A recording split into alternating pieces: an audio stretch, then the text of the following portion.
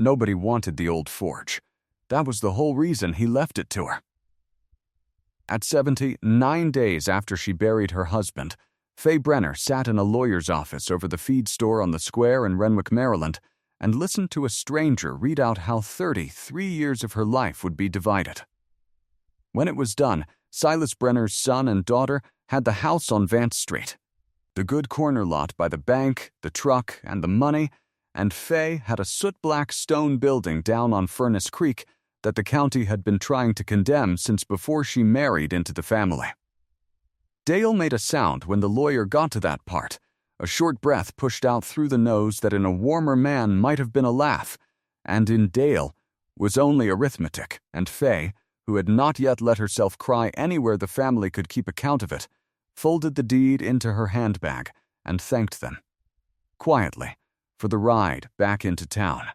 What none of them knew, not Dale, not Nadine, not the neighbors who shook their heads over the meanness of it, not Faye herself, standing that evening in the frost-killed weeds along the creek, looking up at the squat stone shop and its tall brick chimney, was that the Brenner forge had not gone cold in 30 years.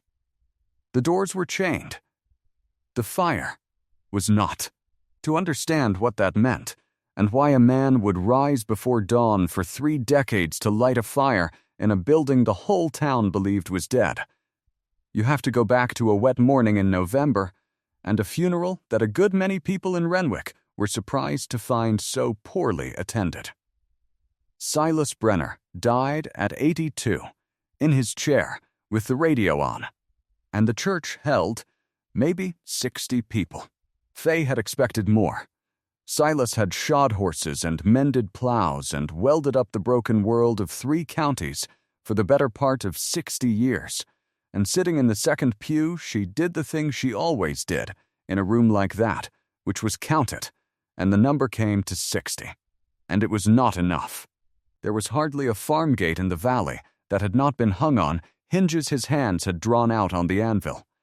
Hardly a kitchen in the older houses without some latch or trivet or fire set that had come from his fire. And 60 people came, and half of them were church people who came to every funeral the way some people go to every ball game.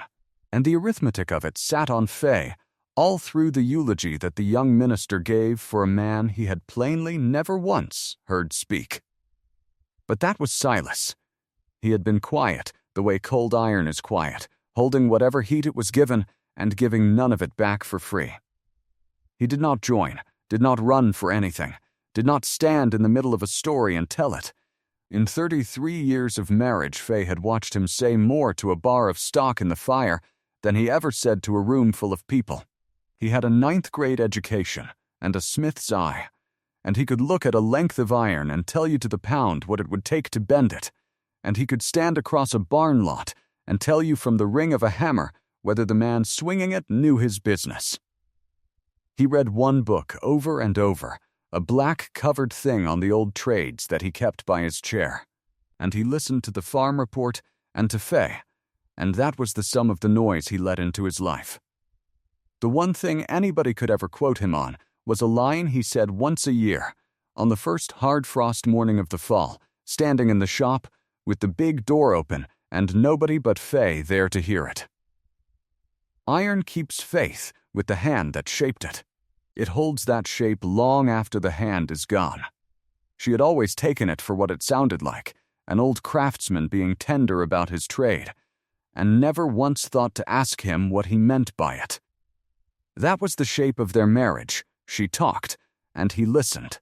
And every so often he set a thing like that down in the room the way he set a finished piece on the bench to cool, and let it lie there, and went back to work. She had married him at 37, a schoolteacher and an old maid by the reckoning of the town, and he a widower of 10 years with 2 grown children, who had already decided, without ever quite saying it, that their father's late marriage was a thing to be tolerated and outlived. She had gone into it with her eyes open. What she had not known, going in, was how much a quiet man could say to you in 33 years if you learned to hear the register he said it in, and how completely she would come, by the end, to trust the things he did over the things anybody, including him, ever put into words. The reading of the will was the following Tuesday.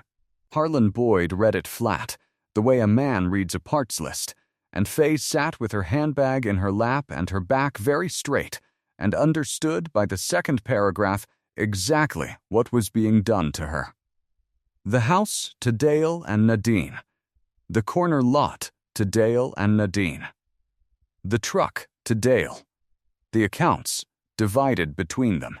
33 years, and her own name did not appear until the 4th page, and when it did it, was fastened to the one thing on that whole list that every soul in Renwick had spent a lifetime driving past without seeing.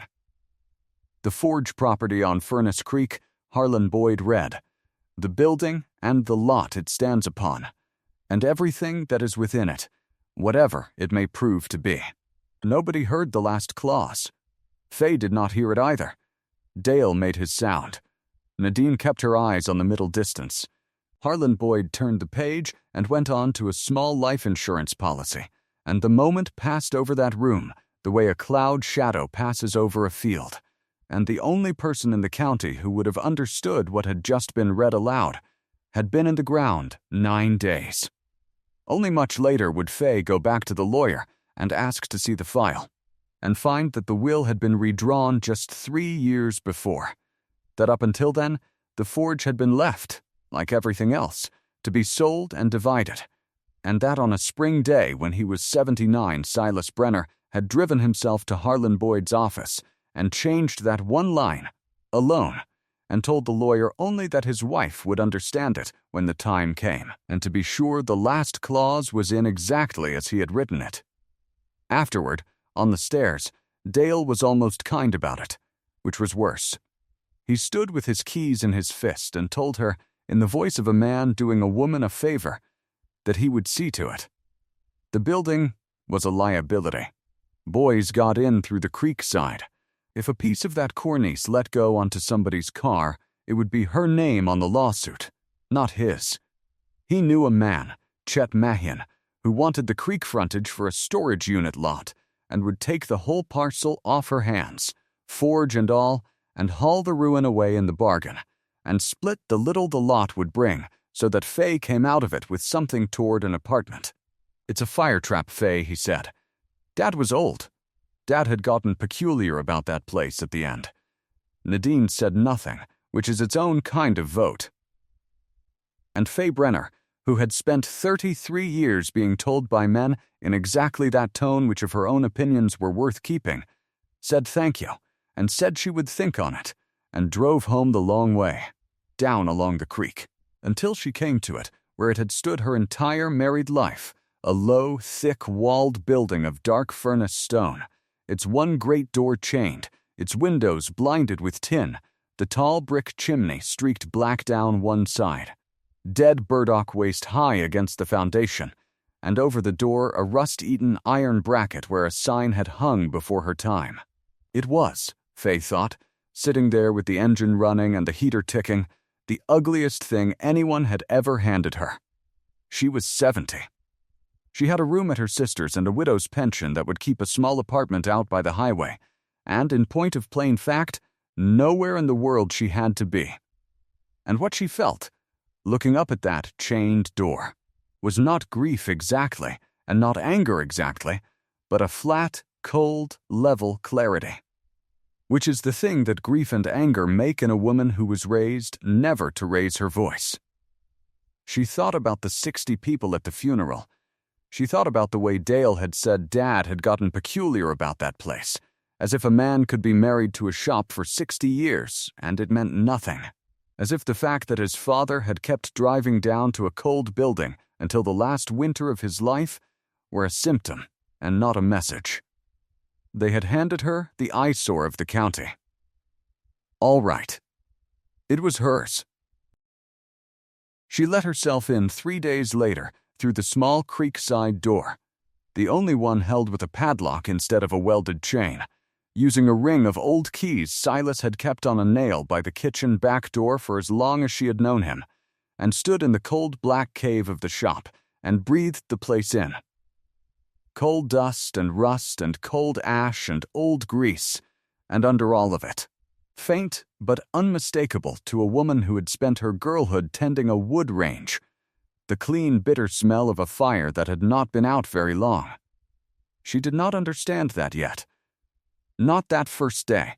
Her flashlight ran up over the long soot-furred beams, and a wall hung thick with hammers and tongs graded small to large, 100 of them, each on its own hand-forged hook, and over the great anvil on its stump in the center of the floor, worn bright and hollowed a little on top by 60 years of blows, and came to rest on the forge itself, a brick hearth the size of a kitchen table with a cast hood above it, and she stood a while, because the ash banked in that hearth was gray and fine and dry, and any woman who has ever laid a fire knows the difference between ash that has sat 30 years and ash that was warm within the month. She moved in on a Thursday. It was not a decision so much as a string of small refusals. She did not call Dale back about Chet Mahin.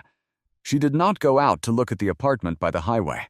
She took her sister's spare cot, her own kettle that Dale's wife had already put a sticker on, and the quilt off the bed she had shared with Silas for 33 years, and made a camp in the little brick office that stood in the front corner of the shop, a room with a slant desk and a barred window, and a small tin stove of its own. Her sister cried on the telephone and said, "Faye, you cannot live in a blacksmith shop." Faye said she was not living in it, she was cleaning it, and hung up, and stood a while with her hand flat on the cold slant of the desk, because she was in fact living in a blacksmith shop and both of them knew it. That night she lit the little office stove with wood off the scrap pile and lay on the cot listening to the creak and to the tin stove ticking and to the great dark building breathing cold around her. And she was not afraid, which surprised her, and she thought as she went to sleep that she had not slept so near to him in the 9 days since the funeral as she did that night in his shop. She began the way she had always begun anything, which was in the far corner with a bucket and a broom. The first week she did not let herself think about the will at all, or told herself she did not. She thought about dirt. 60 years of coal grit and iron scale lay over everything in a black felt, and Faye swept it and shoveled it and carried it out one bucket at a time to a trailer Buck Ferris let her park behind his hardware store.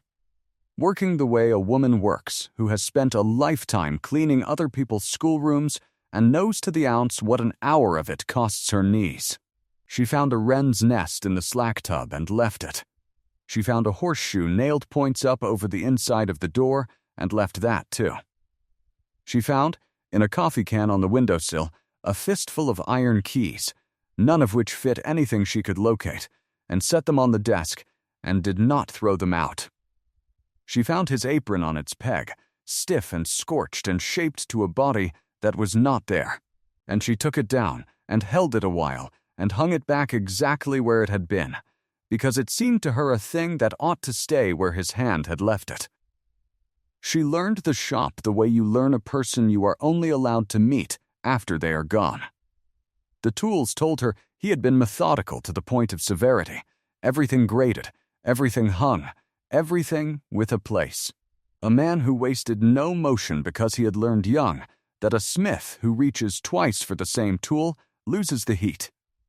The scrap told her he threw nothing away, that a broken hayrake tine was to him not junk but stock, that the world came to his fire broken and left it whole, and he lived at the hinge of that transaction and asked for very little in return.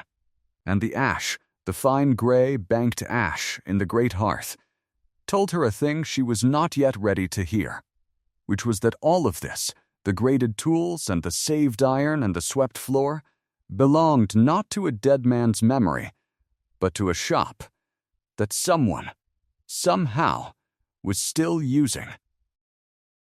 On the fourth morning she found the first thing that did not fit. It was cold, a hard blue morning with the creek smoking, and she came out of the little office wrapped in her barn coat to find that the fine gray ash banked in the forge was not cold. She held her hand over it the way you hold a hand over a stove to test it, and there was warmth coming up off it, the last low warmth of a fire that had burned in the night and gone down. She stood there a long time. She had chained nothing, lit nothing, left nothing burning. She had been alone in a locked building.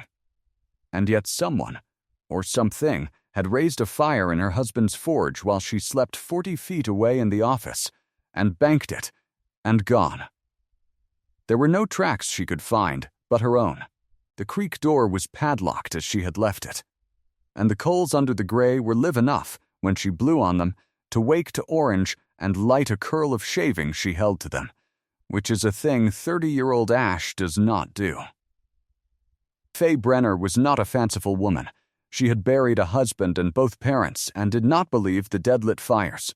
So she did the practical thing, which was to sit up the next night in the dark of the office with the door cracked, wrapped in the quilt, watching the black shape of the forge across the shop, and along about 4 a.m, she heard the padlock on the creek door turn on its own oiled key, and a stooped shape came in soft-footed out of the cold and crossed to the hearth as if it had crossed to it 10,000 mornings, and knelt, and out of a covered pail took a single live coal it had carried banked in ash from somewhere, and laid it in the hearth, and fed it, small, cupping the young flame with 2 hands the way you cup a match against wind, and Fay's whole scalp went tight before the shape turned its face to the flare of the light, and she saw that it was old Emmett Poe, who had been Silas's helper at the anvil for 40 years, and whom the whole town had assumed was long gone into the county home.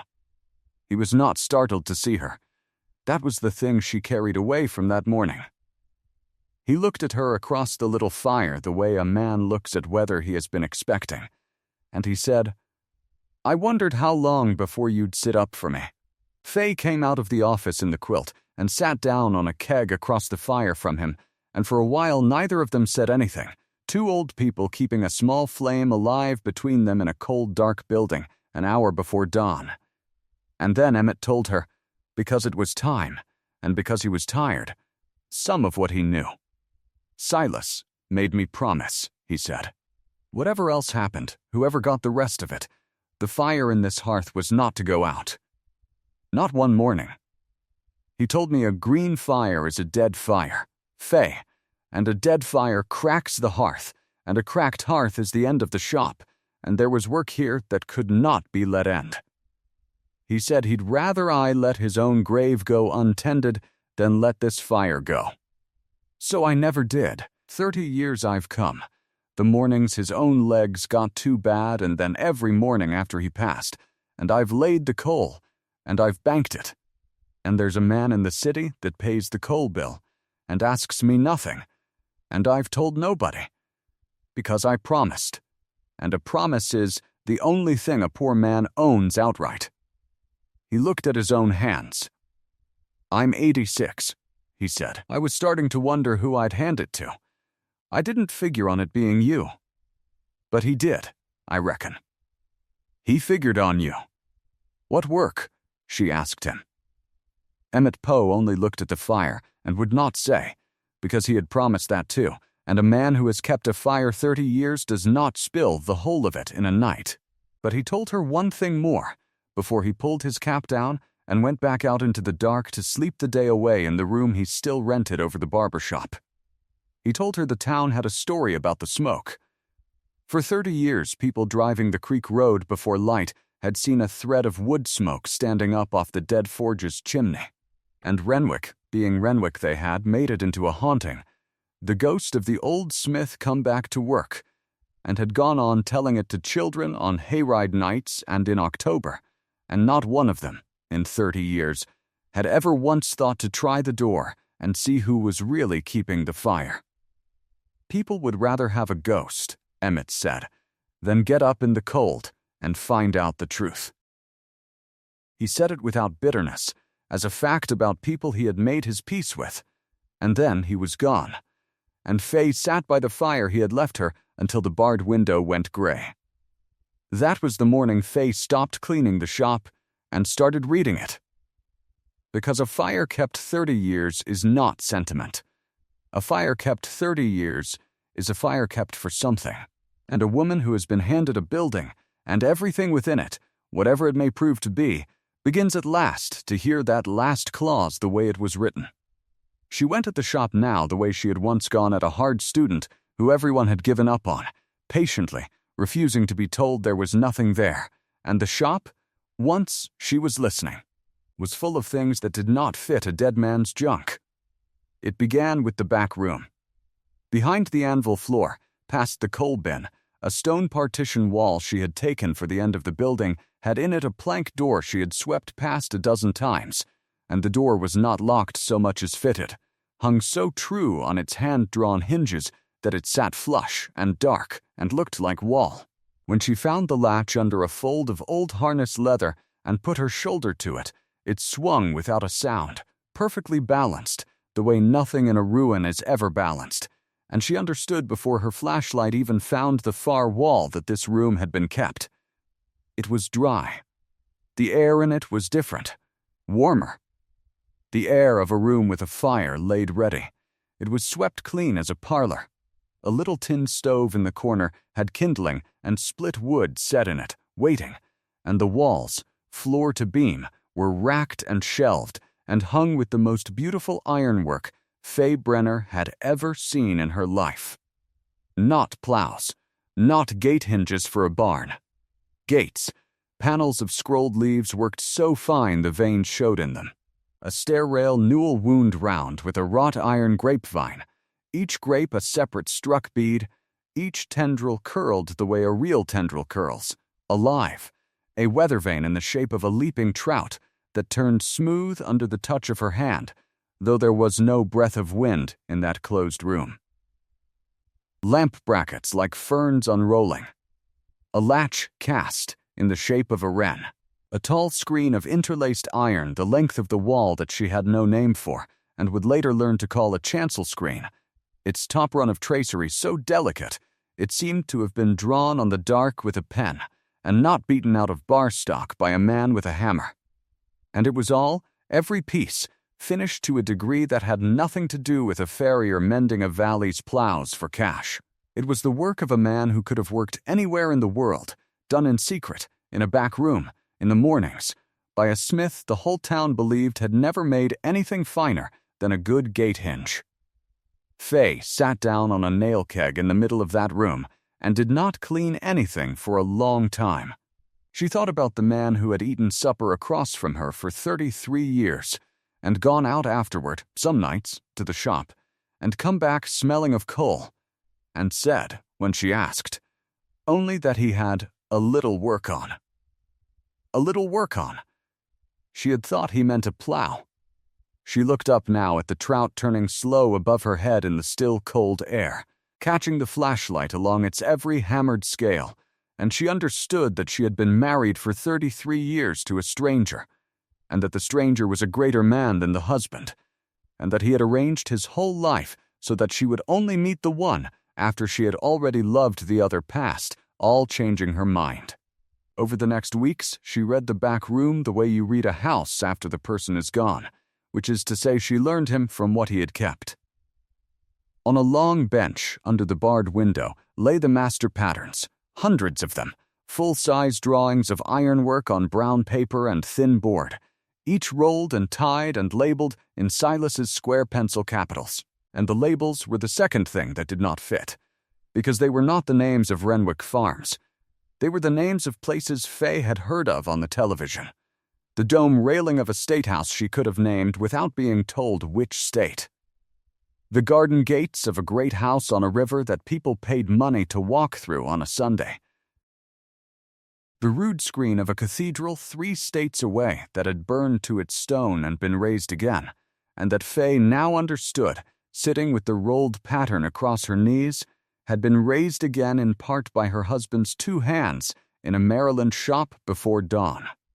Hardware, a whole rolled sheet of it, hinges and box locks and thumb latches, for the restored home of a man who had signed the Declaration of Independence, and clipped to each pattern, in a cloth folder gone soft as cloth with handling, were letters.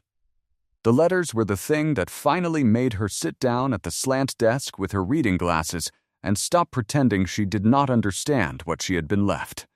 They came, over 30 years, from an outfit that called itself the Ashford Trust for Historic Craft, on heavy cream paper, and they were addressed to a post office box in the city 40 miles off that Fay had never in 33 years known her husband to keep. They thanked Mr. Brenner. They enclosed, they said, drawings and photographs for his review. They asked whether the master could take on the reproduction of a lost 18th century balcony rail from the one surviving corner fragment, there being, one letter said in a sentence Fay read 4 times over, no other hand now living in the country able to draw and forge the old work true to the period.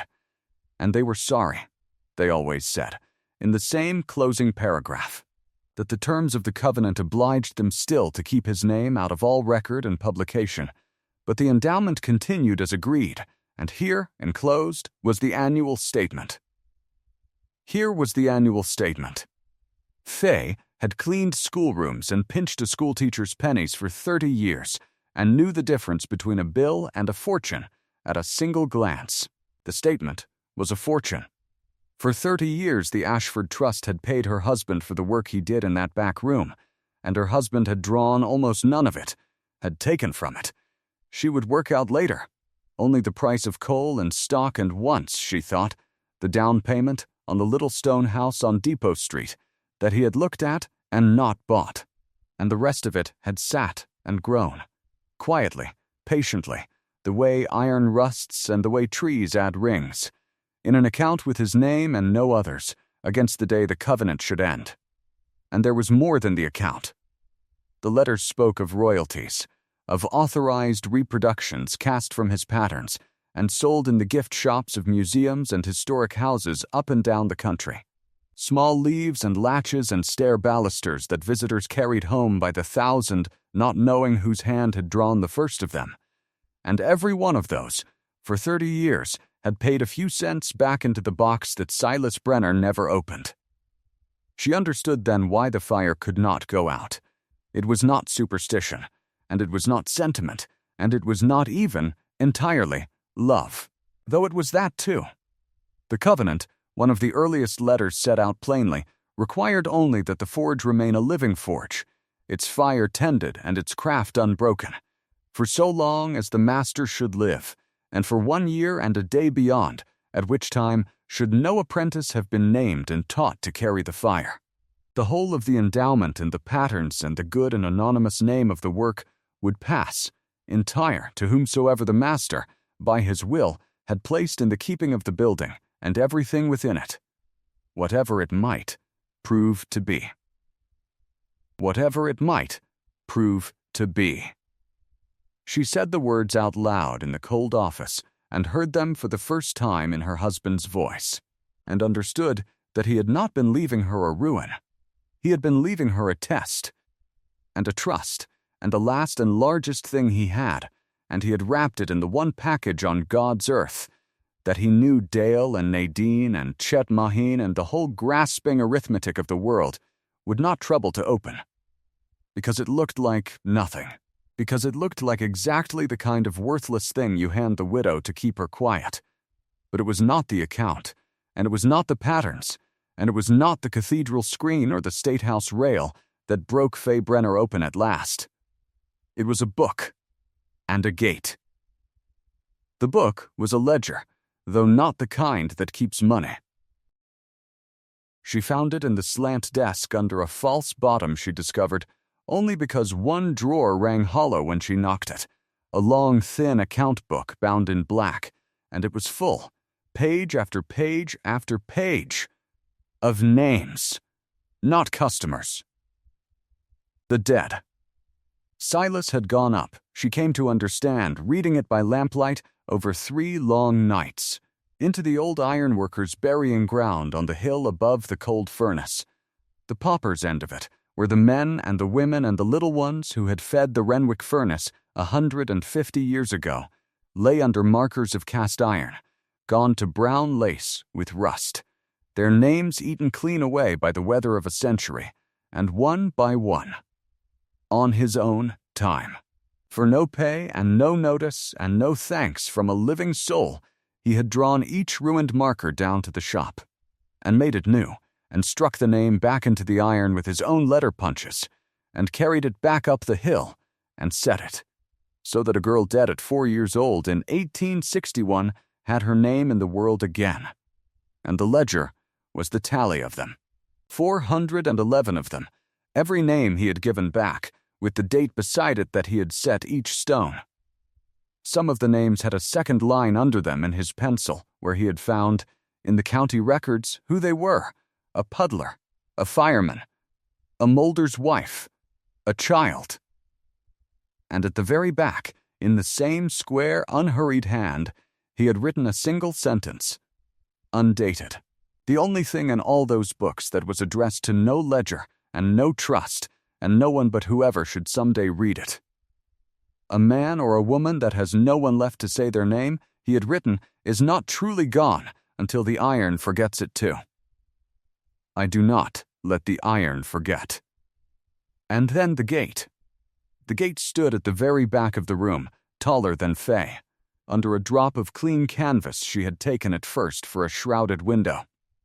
When she drew the canvas off, the lamp caught a thing so unlike the State House rails and the cathedral screen that she knew, before she understood, that this one had never been for the Ashford Trust, or for any museum, or any great house, or anyone in the wide world, but her.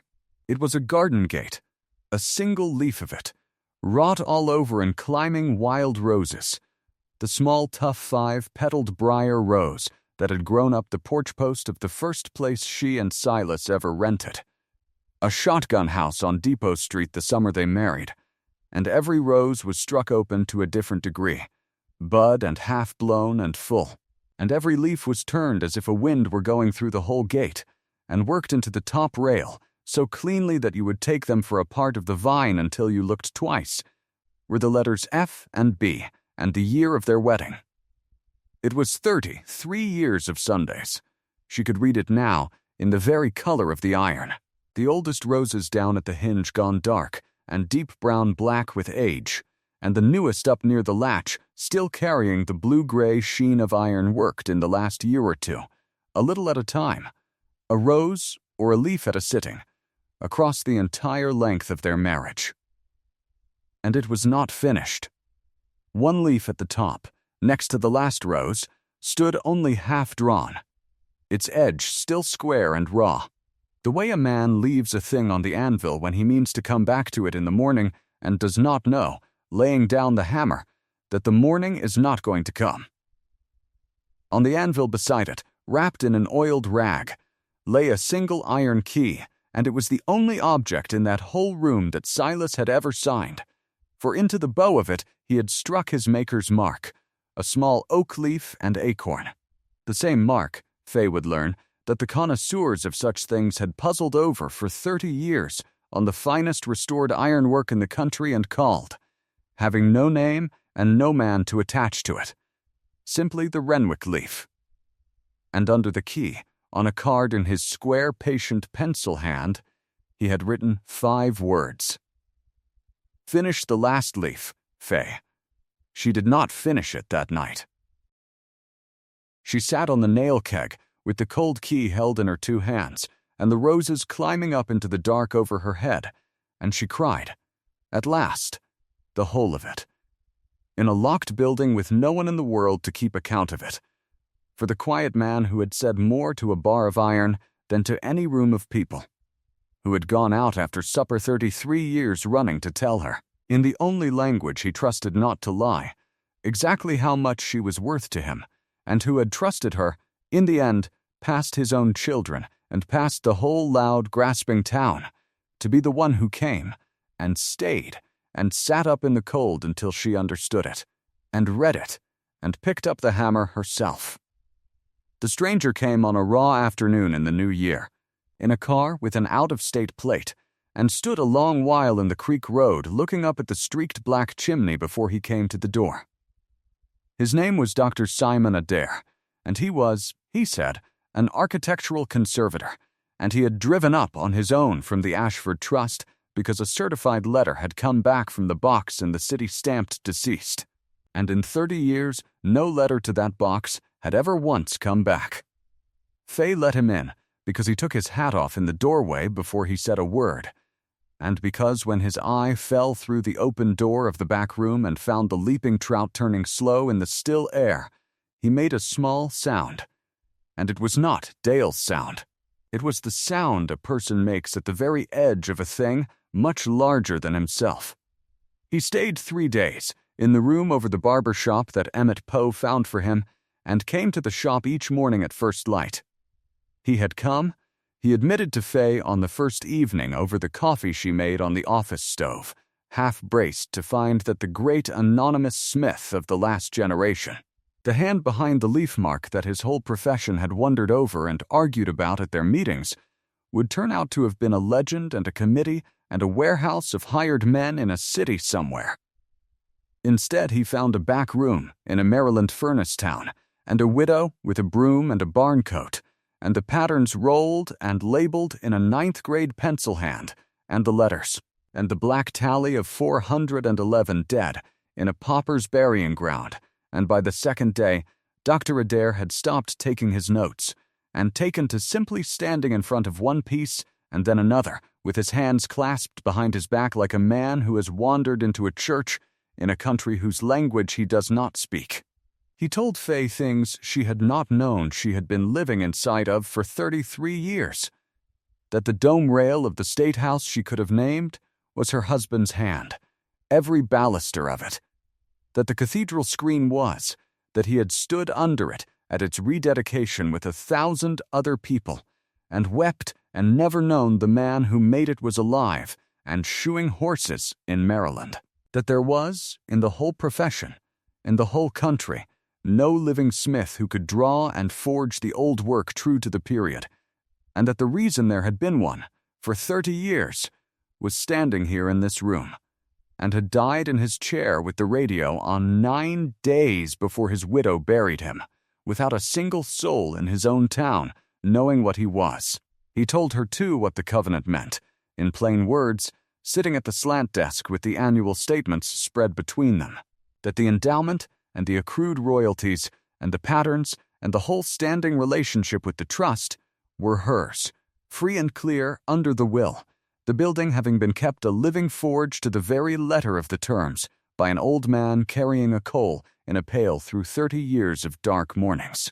And he wrote a number on a slip of paper and slid it across the desk to her face down, the way a doctor gives you a figure he thinks you had better be sitting down for. Fay turned it over and looked at it a while. Then she turned it face down again and asked Dr. Adair the only question in the world that mattered to her, which was whether any of it, the money or the patterns or the endowment or the great restored name of the work, could be made to keep the building from being pulled to the ground.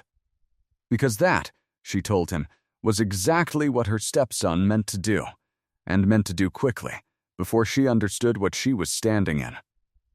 Dale had not been idle while his stepmother learned to read.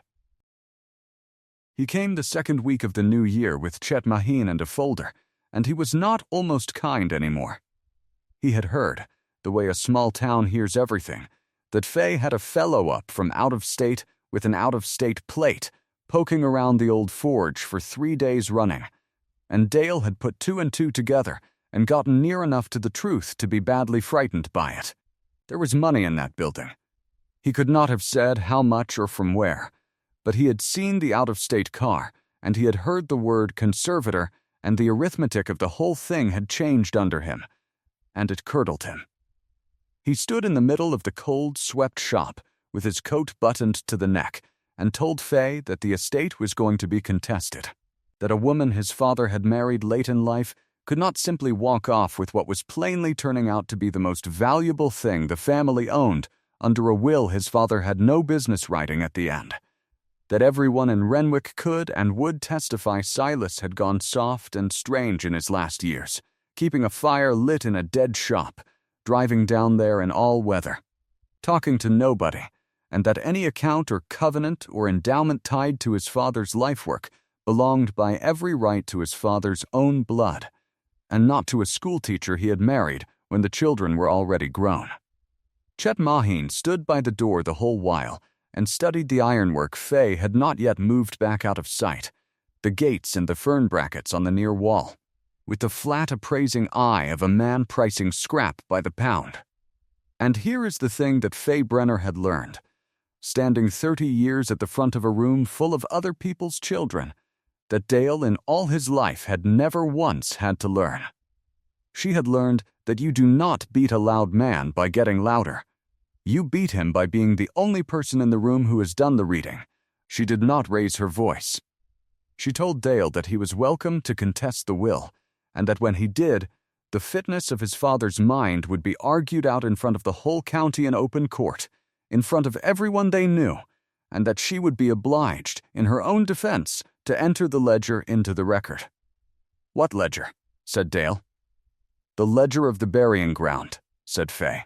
411 names your father struck back into iron on his own time, up on the furnace hill, so that people who had no one left alive to speak for them would not be let go entirely out of the world. She said, "I will read every name of it into the court record, Dale. Slow. All 411, and the date beside each one. And then I will sit down and let the county decide for itself which of us better understood what your father was. The man who kept that book. Or the man who wants to sell his father's forge to Chet Mahin here for a lot full of storage sheds." She said it quietly, without heat. The way you tell a child a true thing he is not going to like. And she watched it go home, and she saw in her stepson's face the one fact she had been too gentle for 33 years to say to him out loud, which was that in all those years he had never one single time driven down to that shop and gone in and stood at that fire and troubled himself to find out who his own father was. The contest did not go to a courtroom in the end, though it went further and colder than Faye would have wished, to a hearing of the county's Historic Preservation Board upon the question of whether the Brenner Forge on Furnace Creek ought to be given the landmark protection that would stop Chet Mahin's machinery for good and all. Dale had learned enough by then to argue the hard way against it, that the building was a hazard and a burden on the tax rolls and better gone, and the little paneled hearing room down in the county seat was full to the back wall the evening it was heard, because a story about the ghost forge and the widow and the buried fortune had gone round Renwick the way such stories go round a small place in winter, growing as it went, and half the town came out in the cold to see how the thing would end. Dr.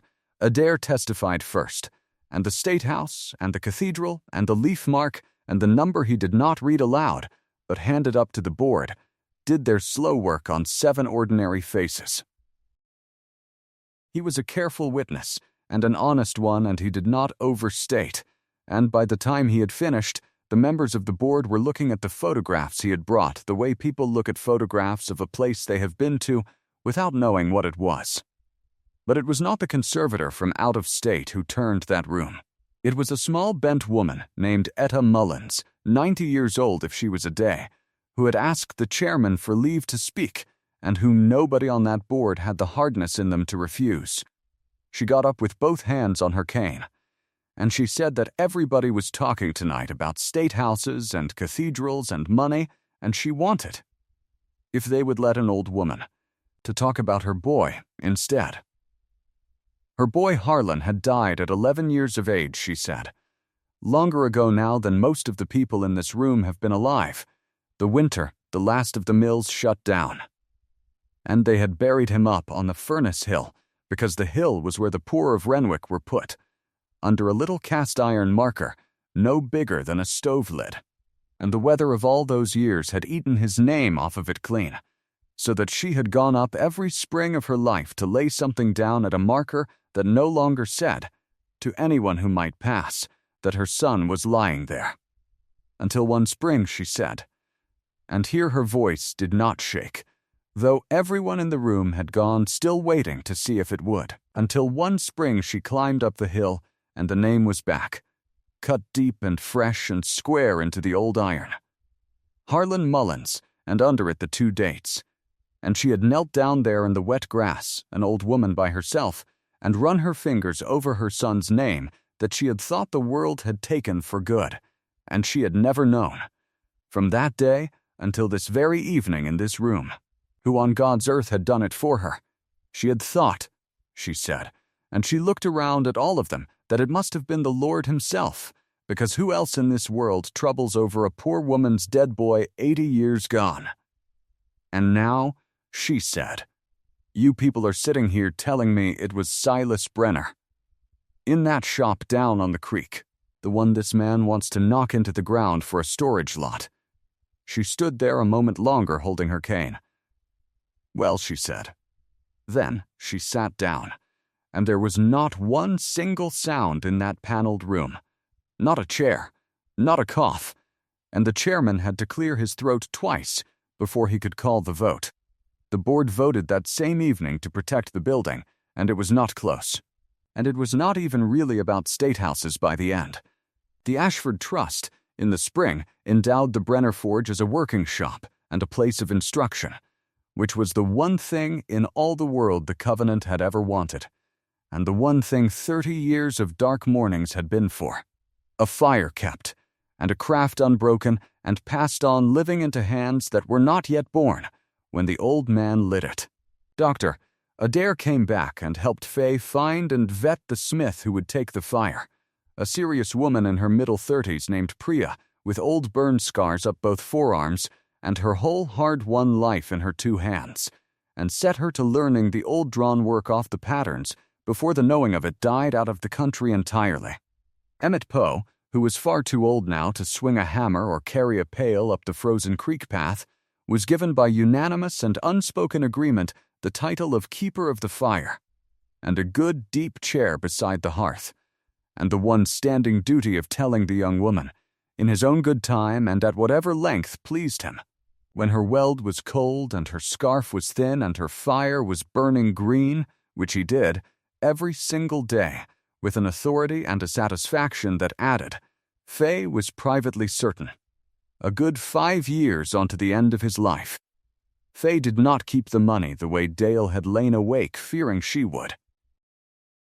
She kept enough to live on, and no more, and she gave the Black Burying Ground ledger over to the County Historical Society to be answered for, name by name and date by date, 411 of them, and she paid, out of the endowment, to have a proper iron fence drawn and forged and set around the whole of the old ironworkers' graves on the furnace hill, worked from one of her husband's own patterns off the bench, so that the 411 he had refused for 30 years to let the iron forget would lie for good behind his work. And she moved out of the little brick office at last, when the spring came on, into a small stone house 2 doors down on Depot Street, within sight of the shotgun place where the briar roses had once grown up the porch post, and at the front of it, on posts Priya set for her, she hung a gate.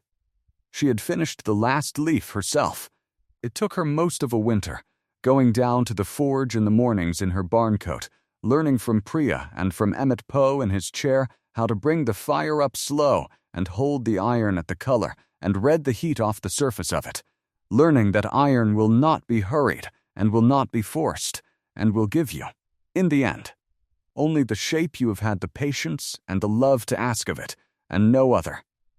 Her hands were 70 years old, and they shook a little on the hammer, and the single leaf she drew was not so fine and sure as the ones her husband had struck below it, and she left it that way on purpose when it was done.